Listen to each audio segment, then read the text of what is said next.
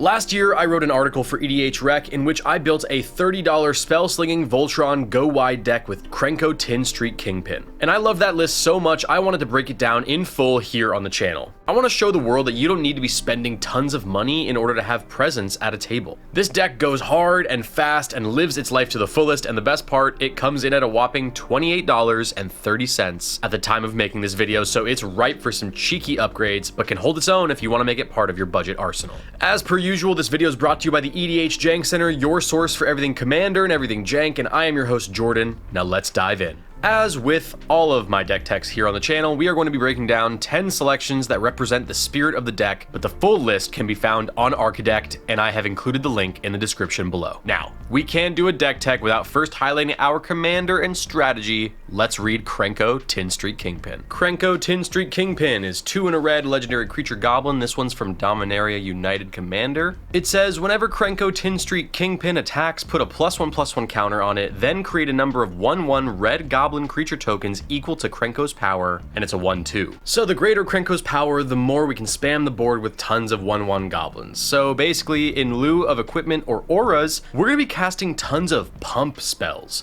going tall and wide at the same time and having a rip-roaring time while doing it. Will we win every game? Absolutely not, but I can almost guarantee you'll always have fun. Now let's talk some highlights. Okay, our first card up today is Antagonize, 1 and a red instant from Streets of New Capenna. It says, target creature gets +4/+3 until end of turn. So this is a very common card type in both red and green. Different versions of this have appeared throughout Magic's history, and they are what inspired me to make this build in the first place. I had just a bunch of these spells that were just sitting around in my bulk pile, just itching to be used in a good home. But they never made the cut for any of my Voltron decks because, well, permanents are kinda sick, dude. One could argue sicker than instants and sorceries, but when I read Krenko, I knew it had to happen. Cards like this are cheap, quick, and can pump Krenko and generate goblin tokens for us in no time at all. And once we start casting multiple of these kinds of spells each turn, that's where we get very scary and start threatening wins through commander damage. Next up, we're going for another pump spell. It's Blazing Crescendo, 1 and a red instant from Phyrexia, all will be 1. It says, target creature gets +3/+1 until end of turn. Exile the top card of your library. Until the end of your next turn, you may play that card. In order to keep this build moving fast and under budget, it was important to me that a lot of the cards in this deck have multiple functions. This card serves as both a pump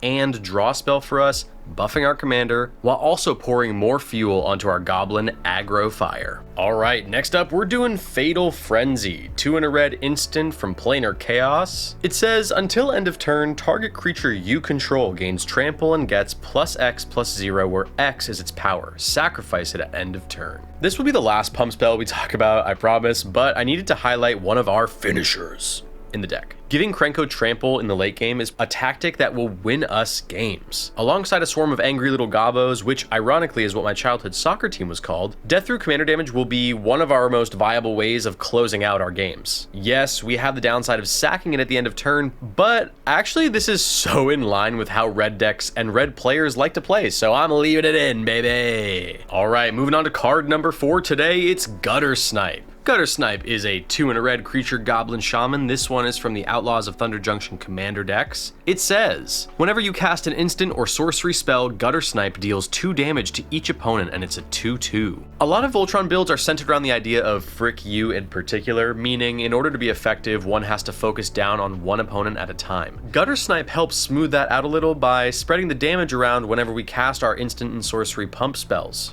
So while we focus down on one player with commander damage, we are also affecting other players' life totals with Gutter Snipe. And I mean, listen, who could resist that sweet little face? Alright, next up we're going to Prowlers Helm, 2 colorless mana artifact equipment from Theros. It says, equipped creature can't be blocked except by walls, and the equip cost is 2. So it goes without saying, I feel like, but in this deck we need to get Krenko in for damage without it dying. For both commander damage, but also for that sweet goblin creation ability to keep triggering turn after turn. It's a pretty simple tech here, kiddos. Prowler's Helm gives it unblockable. That's all I gotta say about that. Moving on to card number 6 now. It's Dragon Throne of Tarkir, 4 colorless mana legendary artifact equipment. This one is from Khans of Tarkir, and it says, Equipped creature has Defender and pay 2 and tap. Other creatures you control gain trample and get +X until end of turn, where X is this creature's power, and the equip cost is 3. I absolutely love this card, dude, and had no idea it existed until making this deck list. If you have a large enough goblin army and Krenko can't get through for commandy damage, I think slapping this on it, then buffing your entire board of goblins by a metric ton is a great alternate win con. Or honestly, even a main win con. You could definitely lean this build in the direction of go wide tokens instead, and this would be an amazing include either way. All right, moving on to It Chemister. 2 and a red creature goblin wizard from Commander Legends Battle for Baldur's Gate. It says, haste, you can pay 1 red and tap it, exile target instant or sorcery card from your graveyard. You can pay 1 and a red and tap it, and sacrifice It Chemister. Cast any number of cards exiled with It Chemister without paying their mana costs, and it's a 1/3. We want to be able to cast multiple spells every turn to pump Krenko as much as humanly possible. Luckily, there are tons of recursion options for instants and sorceries in red. It Chemister is one of my absolute faves. That last ability can be a finisher for us if an opponent is not paying attention. It's a lovely way to reuse all those cheeky pump spells in our yard, and it has haste. Now let's mosey on over to Cavalcade of Calamity. This is a 1 and a red enchantment from Ravnica Allegiance. It says, whenever a creature you control with power 1 or less attacks, Cavalcade of Calamity deals 1 damage to the player or planeswalker that creature is attacking. Yet another obvious include here, because all of the goblins we make are going to be 1/1s, meaning every single one of them is going to trigger this card and deal tons of damage to our opponents. Ever since crying myself to sleep many times after playing against this in my arena days, I have wanted to slot it into a commander deck for so long, and now we have the solution. Alright, moving on to a card released this year, Rodeo Pyromancers. 3 and a red creature human mercenary from Outlaws of Thunder Junction. It says, whenever you cast your first spell each turn, add 2 red mana, and it's a 3/4. So actually there was lots of support from Thunder Junction for spell slinging, and this is not only a decent body / blocker for us, but it is also a good way to ramp us into casting multiple of those pump spells on our turns. Not as good as Jeska's will, obviously, but for cents on the dollar, I think the trade-off is just fine. Alright, moving on to our last card of the day. This is Jaya, Fiery Negotiator. 2 red legendary planeswalker Jaya from Dominaria United, and it has 4 different loyalty abilities. The first one being you can +1 it to create a 1/1 red monk creature token with prowess. You can -1 it, exile the top 2 cards of your library. Choose one of them, you may play that card this turn. You can -2 it. Choose target creature an opponent controls. Whenever you attack this turn, Jaya, Fiery Negotiator deals damage equal to the number of attacking creatures to that creature. And then you can -8 for its ultimate, and you get an emblem with, whenever you cast a red instant or sorcery spell, copy it twice. You may choose new targets for the copies, and it starts at 4 loyalty. This is a rare include for me, folks. I do not usually gravitate towards planeswalkers a lot in my builds, but every single one of this card's loyalty abilities checks a box for us. Create a token with prowess, we'll be getting a scary attacker every time we cast a pump spell. Impulse draw, always good for us, especially in red. Dealing damage equal to the number of attacking creatures, goblins will help us take out huge threats.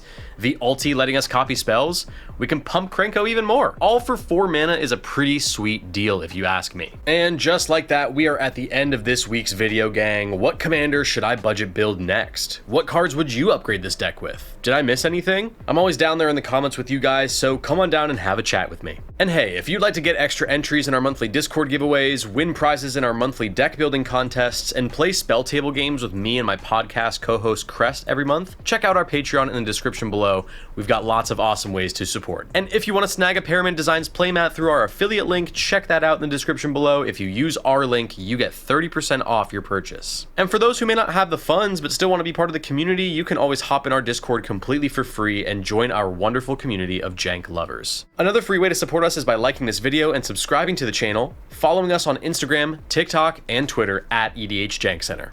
Alright guys, that's it for me. I'm out, and I'll see you on the next video.